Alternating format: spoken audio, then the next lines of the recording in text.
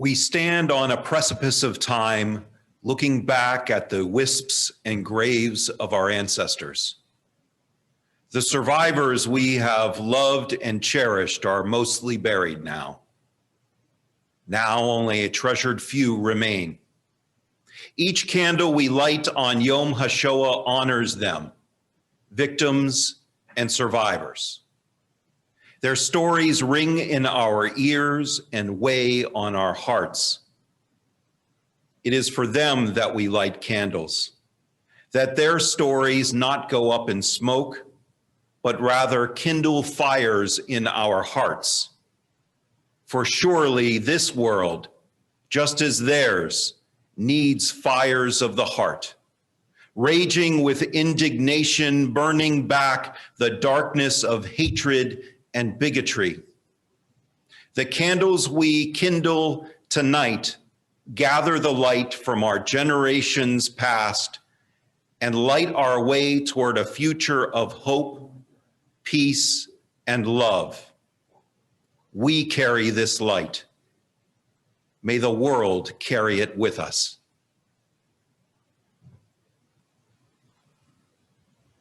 Good evening. Before we start, I'd like to suggest that you choose the speaker view as your viewing option to get the most out of this program. Every year, the Federation organizes a community Holocaust commemoration. Creating a meaningful event requires diligence and dedication. Thank you, Marcia Reinhardt, for your unflagging work in crafting this year's remembrance. Thank you, participants, the clergy, the staff, and the students. Thank you, Ella, for your technical expertise. The Torah exhorts us to tell our children the story of our sojourn in Egypt. We are told to remember not only that our ancestors were once slaves, but also to consider ourselves as if we had been personally liberated.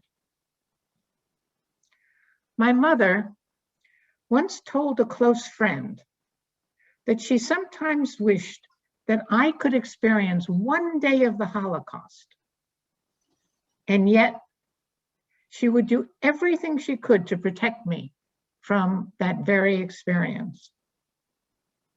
She wanted me to understand what her life had been like during the Shoah, and yet she could not bear the thought that I would suffer even one day of that hell. She wanted people to know what it felt like to be Jewish under the Nazis, but she knew that to be an impossible goal. I try to consider myself as if I had personally come through the Shoah. But I know that for those of us who were not slaves in Egypt, for those of us who are not Holocaust survivors, ultimately, there are only stories. And so tonight, we will tell a few stories. My father's parents, Herschel and Rivka Strochlitz, tried for 2 years to get visas to leave Poland in the late 30s. No country would take them.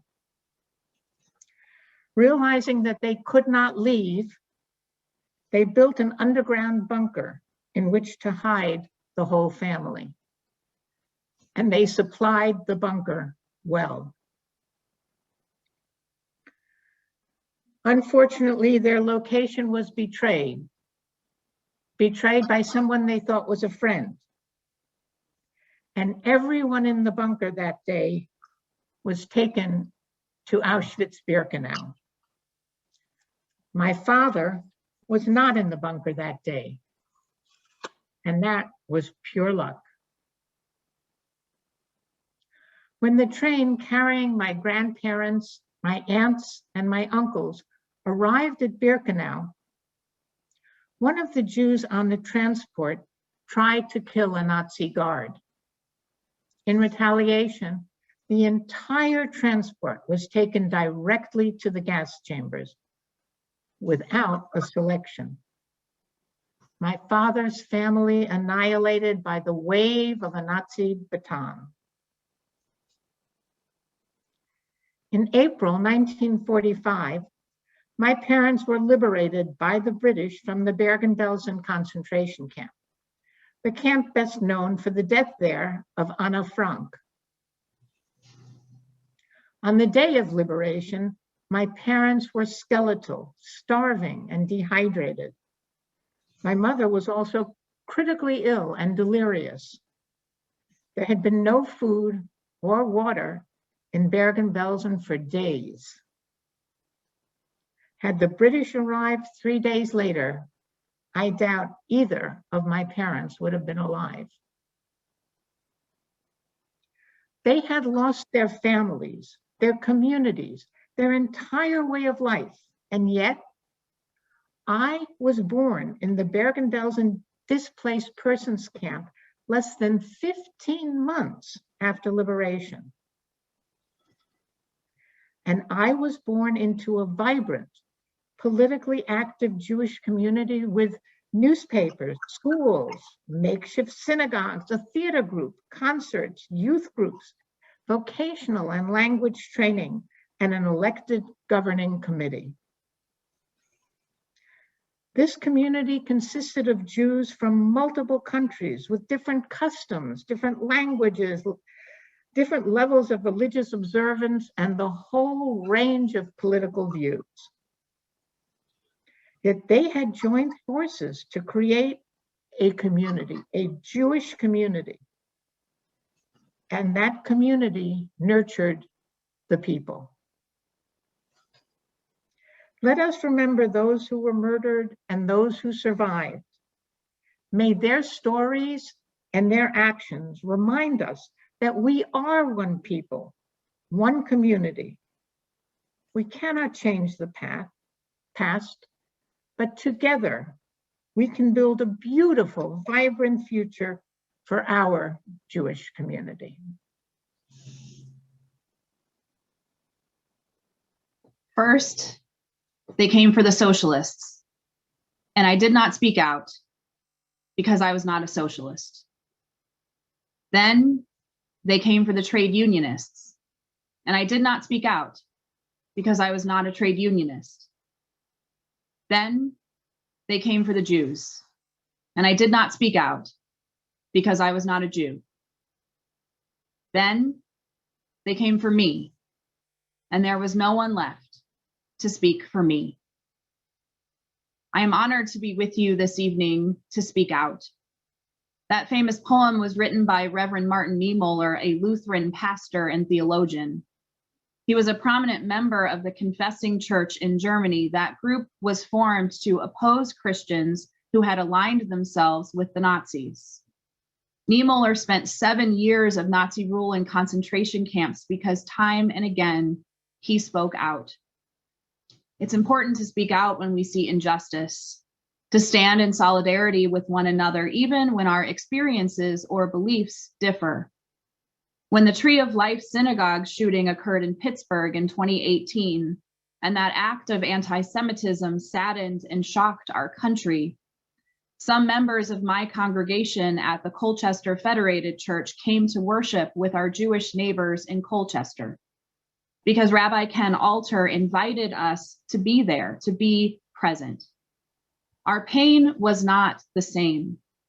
Christians in this country do not have to begin to think about church security in the way that Jews in this country have to think about security in your synagogues. Christians do not face overt discrimination because of our religious beliefs. Yet, we could stand united as people of faith to say that this act of violence carried out in a house of worship was wrong, that hate has no home here, to make sure that our Jewish neighbors knew that they were not alone in their grief. Perhaps Christian clergy like me have, God willing, learned about the importance of interfaith relationships in the years since the horrors of the Holocaust. Perhaps we have realized that we truly are one another's keeper. That anytime we are hearing language from our leaders, be they political leaders or religious leaders, that hints at dehumanization, we must speak out. Violent words can lead to violent actions. Hateful words can lead to hate crimes. Rabbi Jonathan Sacks wrote Not in God's Name, Confronting Religious Violence, and he said, the unity of God asks us to respect the stranger, the outsider, the alien, because even though he or she is not in our image, their ethnicity, faith, or culture is not ours, nonetheless, they are in God's image. There is beauty in diversity. My Christian faith is centered around loving my neighbor because we are all created in the image of God. That is a shared belief among Christians and Jews. So on this Holocaust Remembrance Day, I am truly honored to gather with you, my Jewish neighbors. I am honored to pray with you and mourn with you the loss of 6 million Jews who were dehumanized and murdered before the eyes of the world. May we learn from the past so that the future is brighter for the next generations to come. May we never forget. And may the memories of those we remember and honor today be a blessing. Amen. Amen. We are about to hear the stories of 3 Holocaust survivors, Mindu Hornick, Billy Harvey, and Edith Eger. 2 other passages will be read first to bring us back to that time. One will be a glimpse into Mindu's world, and the second talks about Auschwitz and the final solution. Their stories will be read chronologically, so each survivor's experience will be shared during that specific time. The reader's name and the name of the survivor for whom they are reading are in their windows. Please put your view to speaker view if you have not already done so. A glimpse into Mindu Hornick's story. Mindu Hornick, 13, peered through a crack in the door of her stopped cattle car and read a name, Auschwitz. I spelt it out for my mother, Hornick recalled recently. She says, I don't know where it is. I've never heard of the place. And then suddenly all this clatter of the doors opening. And when the doors opened, I mean, there was just all hell let loose. They had traveled for days in the dark, 70 women and children packed shoulder to shoulder in a cattle car, with little food and a single sanitation bucket to share. Now they saw piles of rotting bodies, barking dogs, Nazis shouting in German, thick gray ash clouding the air. An official scrambled into their car. I think that a capo must have known that this train of mothers and children that were no use to them for work would end up in the gas chambers, said Hornick. And that's why he must have looked in that coach and thought to himself, well, perhaps I'll try and save a couple. He advised Hornick's mother to let her 2 older girls go ahead while she stayed behind with her younger 2 sons. You'll see them soon, he assured her in Yiddish. He told Mindu and her sister to lie about their age and skills. You are a seamstress, he told them. You better do as this man says, her mother said. We looked back and we saw our mother with her spotted scarf and we waved to her and we went ahead, Mindu said. She never saw her mother or little brothers again. The Nazis established Auschwitz in 1940 in the Polish suburbs of Oswiecim, building a complex of camps that became central to Hitler's pursuit of a final solution to the Jewish question. Nazis murdered between 1.1 million and 1.5 million people at Auschwitz, including more than 1 million Jews, but also Roma, homosexuals, political dissidents, and more. As prisons thrived, young children, the elderly, and infirm were separated and immediately sent to take showers, which pumped deadly Zyklon B poison gas into the chambers. Deadly mass executions, starvation, disease, and torture transformed Auschwitz into one of the most lethal and terrifying concentration camps and extermination centers of World War II. Children, especially twins, could be selected at any time for barbaric medical experiments conducted without anesthesia by Nazi Josef Mengele. These included injecting serum directly into children's eyeballs to study eye color and injecting chloroform into the hearts of twins to determine if the siblings would die at the same time and in the same way. In January 1945, Soviet soldiers liberated the camp to find 7,600 emaciated prisoners left behind, heads of corpses, and 7 tons of human hair that had been shaved off the prisoners. Estimates suggest that Nazis murdered 85% of the people sent to Auschwitz. Here are the stories of 3 who survived.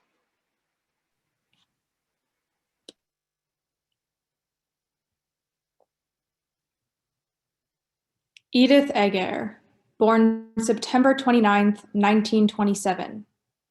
The town that I grew up in was part of Czechoslovakia until 1938, when it became part of Hungary. I spent a lot of time with my mom because my father played billiards, and so she took me to the opera and she introduced me to Gone with the Wind. I was told at a very young age that I am a very talented gymnast. Mindu Hornick, born May 4th, 1929. I grew up in this shtetl in the Carpathian Mountains. Life was good. We had a lovely home and an orchard, and we had nice relations with our neighbors and school friends, which were not always Jewish. Billy Harvey, born May 20th, 1924. My city was called Barahove. Population was approximately 26,000. In the springtime, I used to work in a vineyard, cultivate the growth of the grapes. In the fall, we used to harvest the grapes. The whole city was like Napa Valley.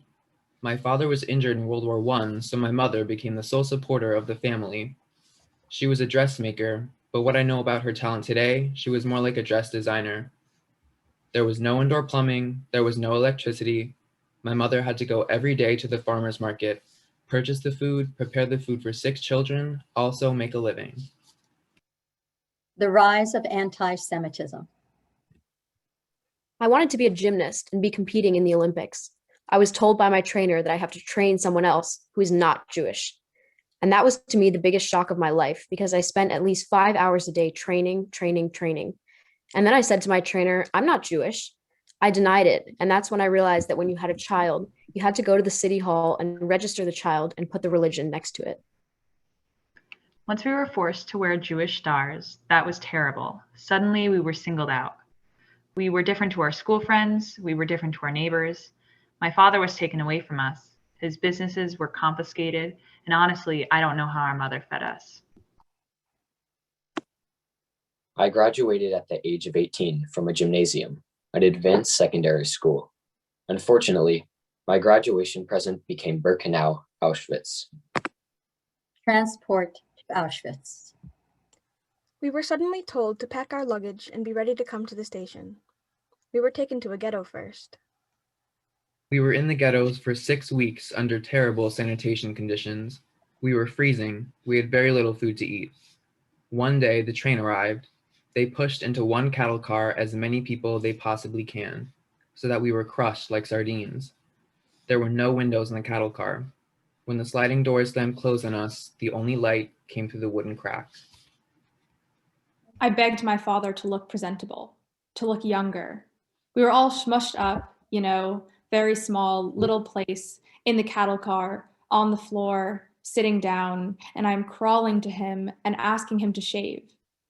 He didn't listen to me. My mom hugged me and said, "We don't know where we're going. We don't know what's going to happen. Just remember, no one can take away from you what you put here in your own mind."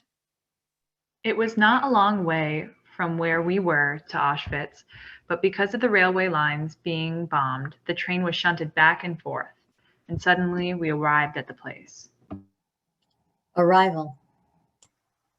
We were pushed through to the main gate, and once we entered there, we thought we'd entered hell.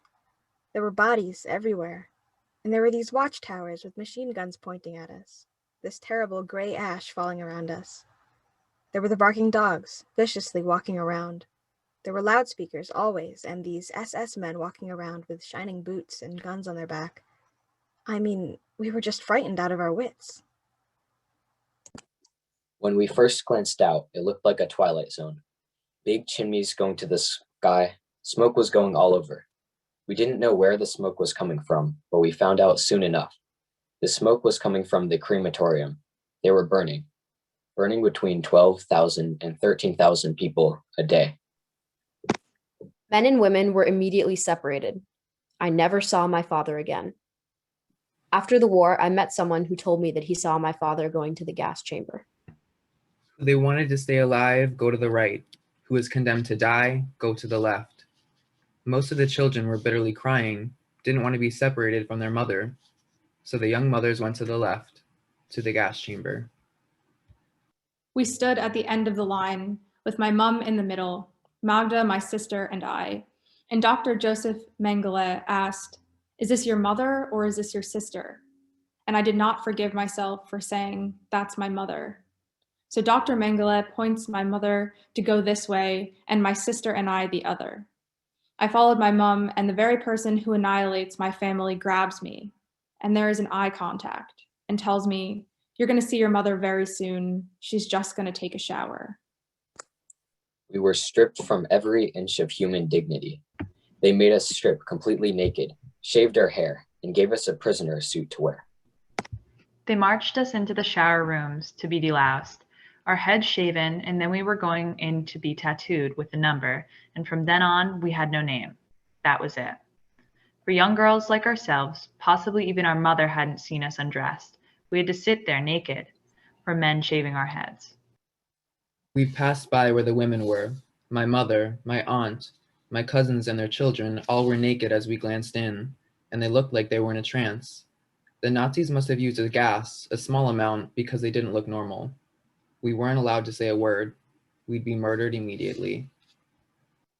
We were completely shaven, and then we were in our nakedness, and my sister asked me, "How do I look?" You know, Hungarian women can be quite vain, and I had a choice. Realizing that I became her mirror, and I said to her, "You know, Magda, you have such beautiful eyes, and I didn't see it when you had your hair all over the place." Once we got through all that routine, we were taken to Block 14. It was night, and by that time there was no room for us.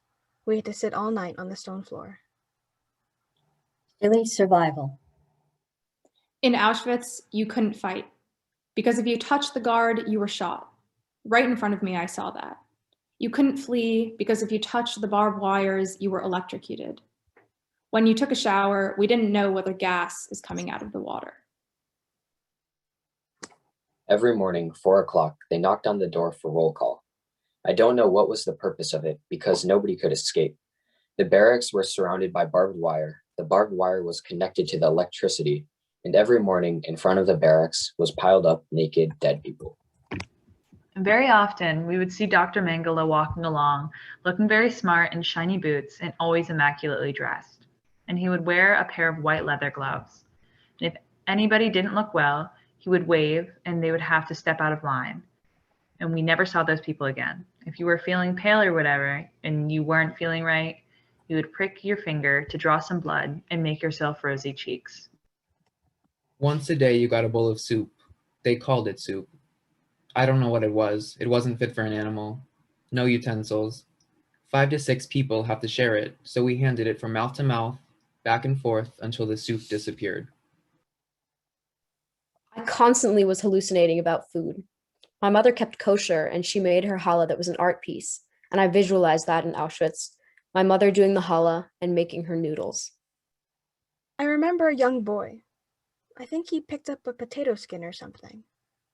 Whenever there was a hanging, we were all called out to watch it, and I remember us shouting, "For God's sake, where is God?"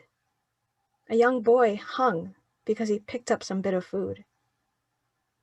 I danced for Dr. Mengele, and he gave me a piece of bread. I shared it with everyone. We were a family of inmates. We had to care for each other. If you were just for the me, you never made it. Later, during one of the several death marches, when you stopped, you were shot right away, and I was about to stop. I was getting weaker and weaker, and the girls that I shared the bread with formed a chair with their arms, and they carried me so I wouldn't die.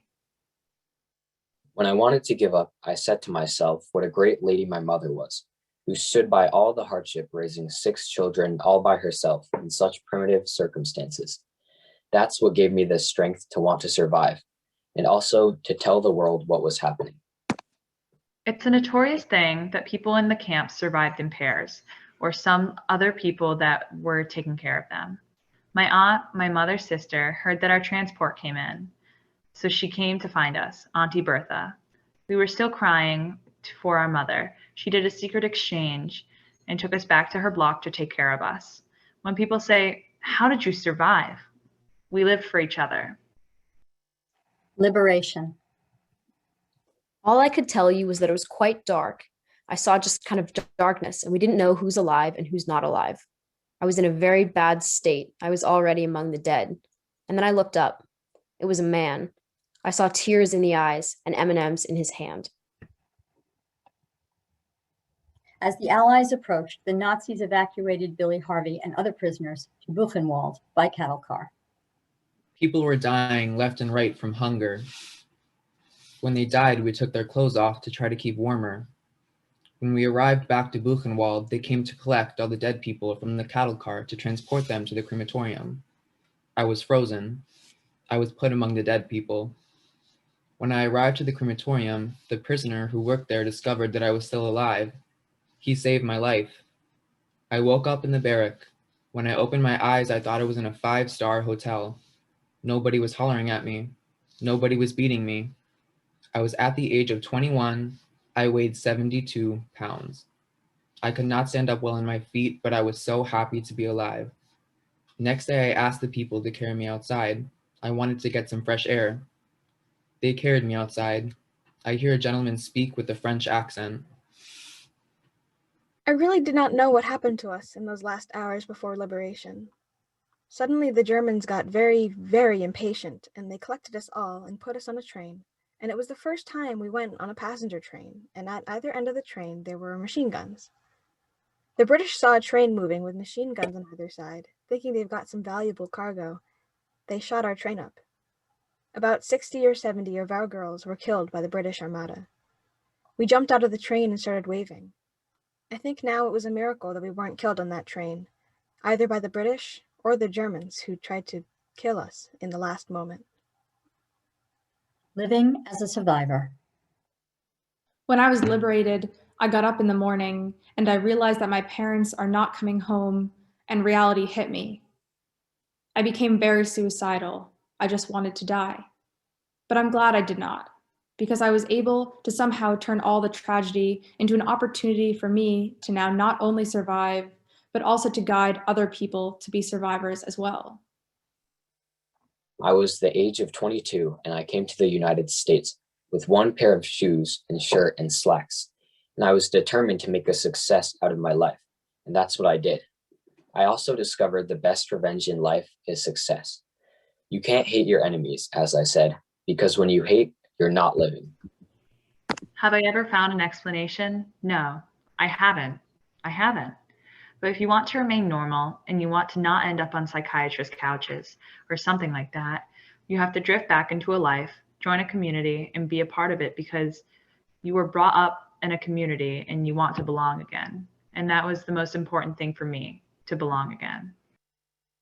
I don't believe that the world learned the lessons from the Holocaust. This troubles me very deeply. When the children were separated at the border, I had very, very, very many nightmares, and I still do. So when people tell me I overcame, no, I never overcame, and I never forgot. I know that I'm 95. I'm blind. I don't question why that happened to me. I want to go forward. I want to enjoy every day of my life. When I wake up in the morning, I say, you're not going to let me down. I have to get up. I have to proceed with my lecture because I help people.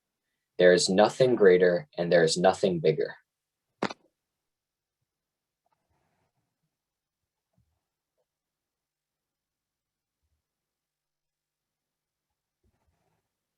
Edith Egger earned her doctorate in psychology at the University of Texas, El Paso, and works as a clinical psychologist helping survivors of trauma, including veterans.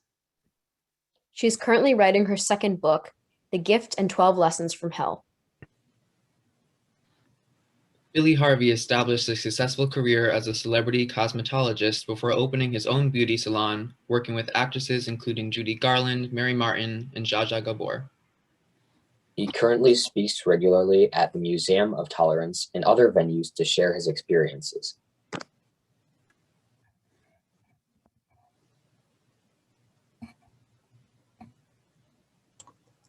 Mindu Hornick was awarded an MBE in December 2019 for her 2 decades of work as a Holocaust educator, teaching about the dangers of intolerance and hatred. She works with the Holocaust Memorial Trust and the Anne Frank Trust.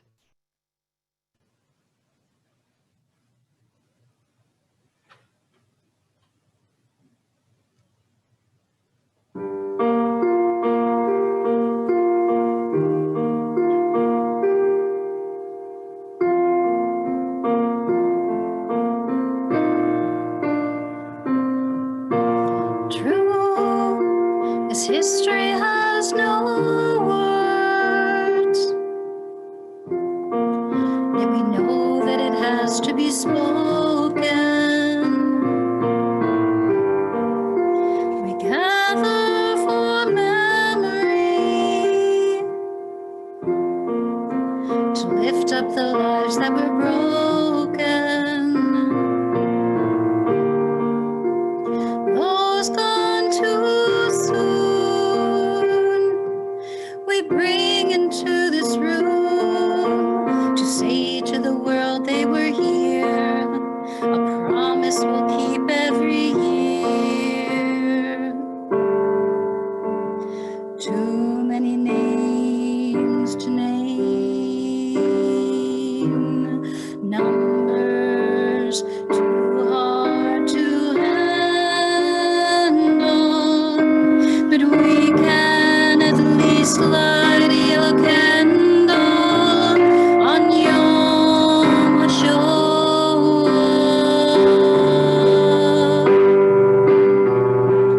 Family trees cut down,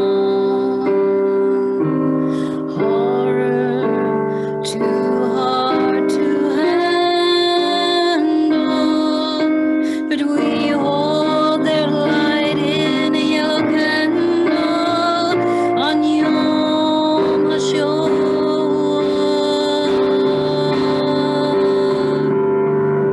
Shoah means catastrophe, whirlwind and calamity, utter devastation, a time without reason. In the year 1953, Ben Gurion signed a new decree to mark an anniversary, the 27th of Nisan. At 10 a.m. the sirens wail in the streets of Israel. The people stop, the cranes stand still, the flags are dropped, we always will remember, remember. The people stop, the cranes stand still, the flags are dropped, we always will remember, remember, remember. Yom HaZikaron l'Shoah v'l'Gvura, Yom HaZikaron l'Shoah v'l'Gvura.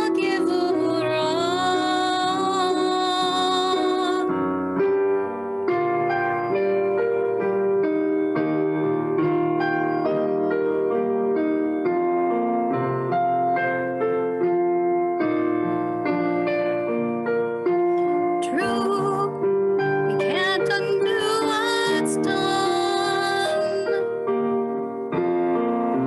We know that our task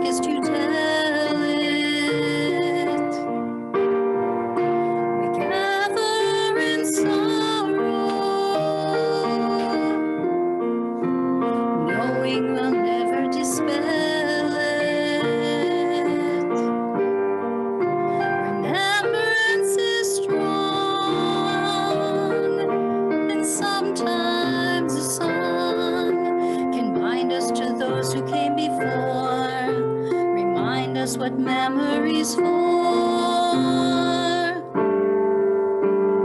Too many names to name, numbers too hard to handle, but we can at least light a yellow candle on Yom Hashoah.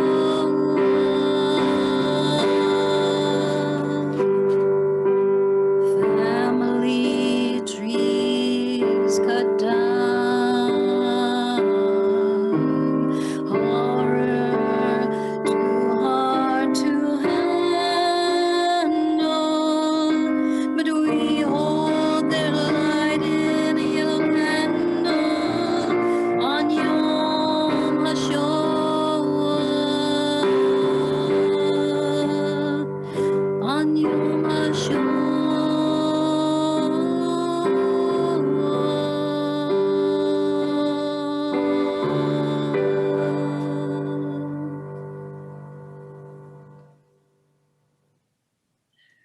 A Yom Hashoah prayer of remembrance before we light the candles. We honor those survivors in our community whom we've lost in the last 5 years. Henny Simon, born July 15th, 1925 in Hanover, Germany, died on April 4th, 2017 in Colchester, Connecticut. Ray Gawando, born January 4th, 1915 in Minsk, Russia, died April 3rd, 2018 in Norwich, Connecticut. Oleg Elperin, born July 12th, 1932 in Minsk, Russia, died December 23rd, 2018 in New London, Connecticut. Benjamin Ben Rosenfeld, born August 31st, 1929 in Sosnowiec, Poland, died January 21st, 2021 in Westerly, Connecticut. To the 6 million, 70 odd years ago, you were swept up by the whirlwind, yet we always remember you. And tonight we mourn. We mourn how you, brothers and sisters in the Jewish people, were stolen from us and how your lives were stolen from you. We mourn what you were destined to become: writers, scientists, politicians, and composers, parents, teachers, agitators, defenders, champions of our people. As we light the candles tonight, we remember you. We honor your lives and your good deeds. We sanctify your good names. We light a candle and we bless your memory. By Rabbi John Franken. Please take a moment and light your candles as we share a moment of silence.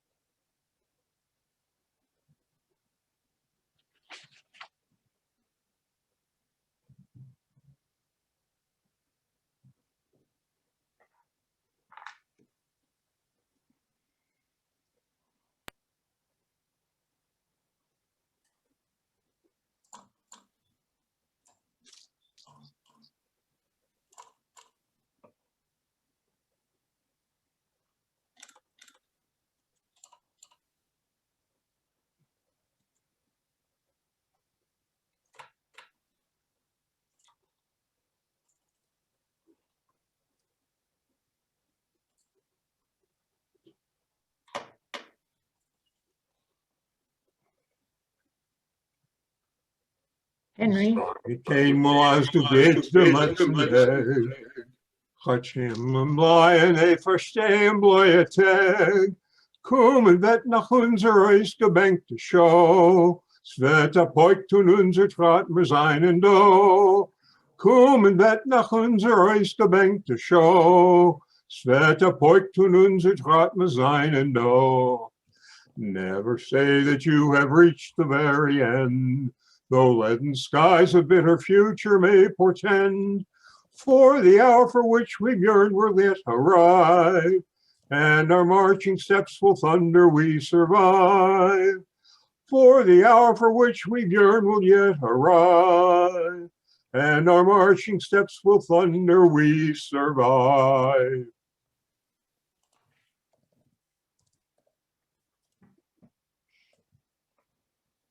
El Male Rachamim Shochein Bameromim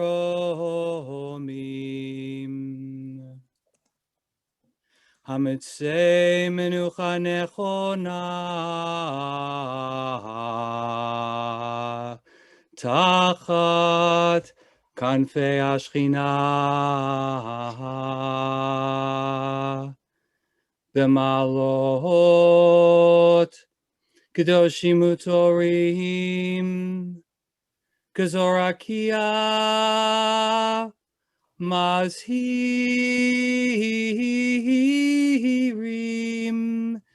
Lenishmot Kol Acheinu B'nei Yisrael Shenitbechu Vashoah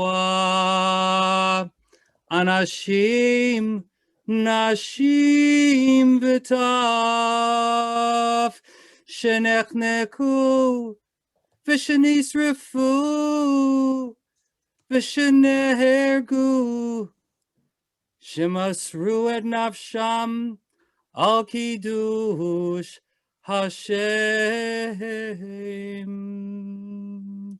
Began Eden Tehi Menuchatam Ana Balarachamim Hasti Reim Beseter Knafecha Lolamim Utzror Bitzror Achayim Enishmotehem Adonai Hu Nachalatam V'yanuchu v'shalom Al mishkavotehem v'nomar amen.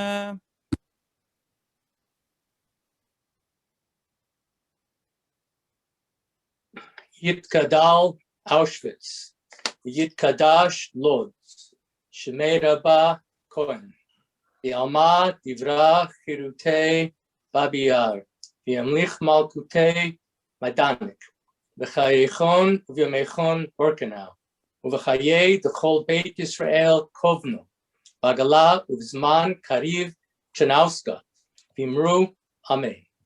Yehei Shmei Rabba Mevarach, Lelam Olamei Almaya. Yitparach V'yishtabach Theresienstadt. Yitpa'ar V'yitromam Buchenwald. V'yitnasei V'yitadar Terblinkla. V'yitale V'yitalal Vilna. Shemei D'kudsha Brichu Bergen-Belsen. Le'ela Mauthausen. Min kol birchata v'shirata Dachau. Tushbechata v'nechamata Minsk. Damiran Bialma Warsaw. V'imru Amen. Yehei Shlama Rabba Min Shemaya. V'chayim Alenu V'al Kol Yisrael V'imru Amen. Oseh Shalom B'mromav Hu Ya'aseh Shalom. Alenu V'al Kol Yisrael V'imru Amen.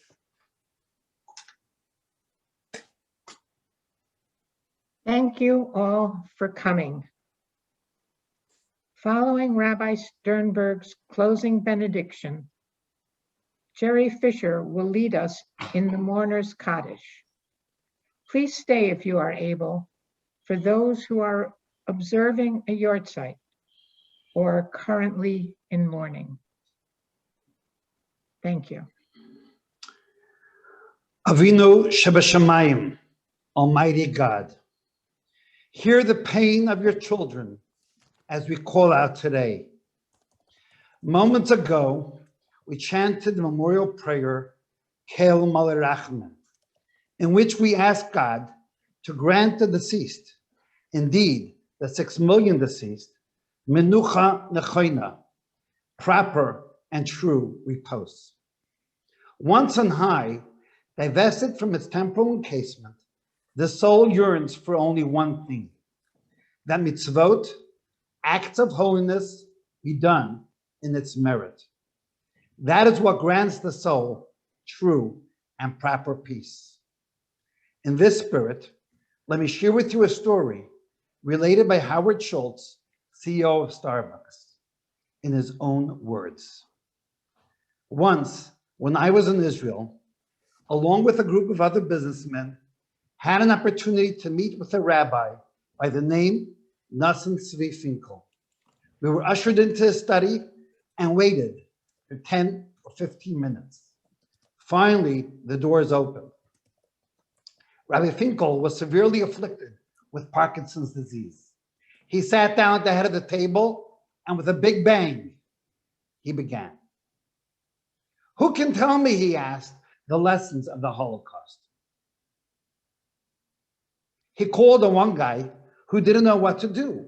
It was like being called in the 5th grade without having an answer. And the guy said something benign like, we will never, ever forget. The rabbi completely dismisses him. I felt terrible for the guy until I realized the rabbi was getting ready to call on someone else. All of us were sort of under the table, looking away. He didn't call me. I was sweating. He called on another guy who had such a fantastic answer. We will never, ever again be a victim or a bystander. The rabbi said, you guys just don't get it. Gentlemen, let me tell you the essence of the human spirit. As you know, during the Holocaust, the people were transported in the worst possible inhumane way by rail car. They thought they were going to work camps. We all know they were going to a death camp. After hours and hours in this inhumane corral, with no light, no bathroom, cold, they arrived at the camps. The doors were swung open, and they were blinded by the light. Men were separated from women, mothers from their daughters, fathers from sons. They went off to the bunkers to sleep. As they went into the area to sleep, only one person was given a blanket for every 6. The person who received the blanket, when he went to bed, had to decide, am I going to push the blanket to 5 other people who did not get one? Or am I going to pull it towards myself to stay warm? And Rabbi Finkel says, it was during this defining moment that we learned the power of the human spirit, because we pushed the blanket to 5 others. And with that, he stood up and said, take your blanket, take it back to America and push it to 5 other people. Bless us, O God, with intelligence and strength of character to use our blankets wisely, to share the warmth of mitzvot with the people around us. And in this fashion, to help the righteous departed souls who perished in the Holocaust, not only to rest in peace, but to live on through our actions. In this way, we prepare the world for the imminent coming of the righteous Mashiach. And let us respond, Amen.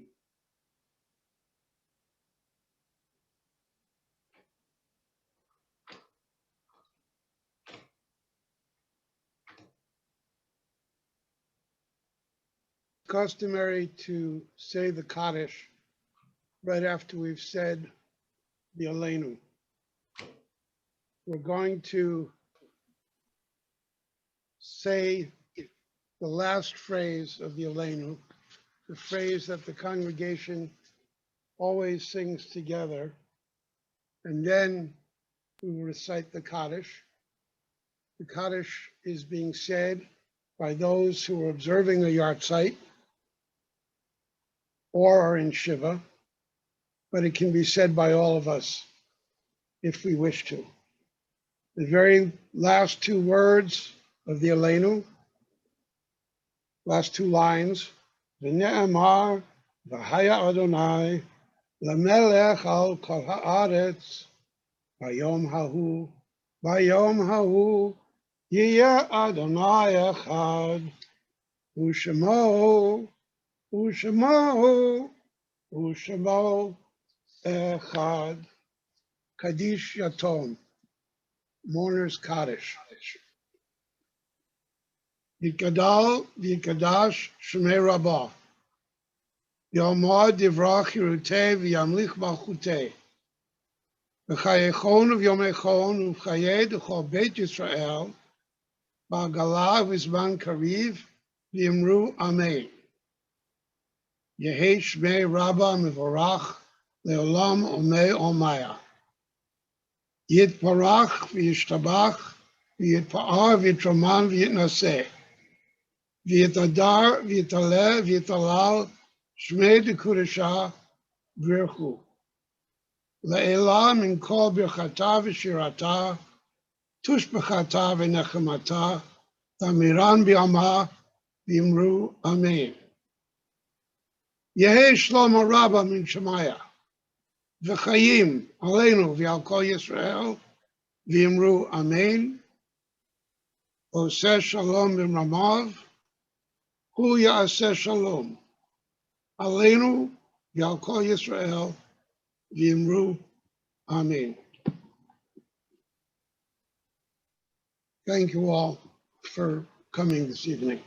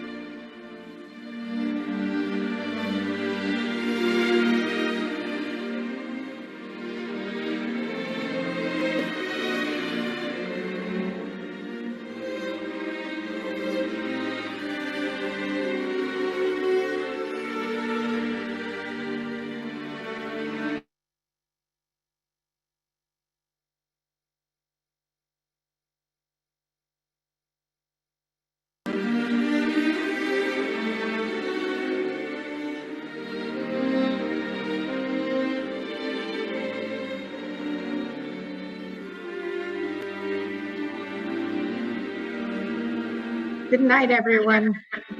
Thank you for coming.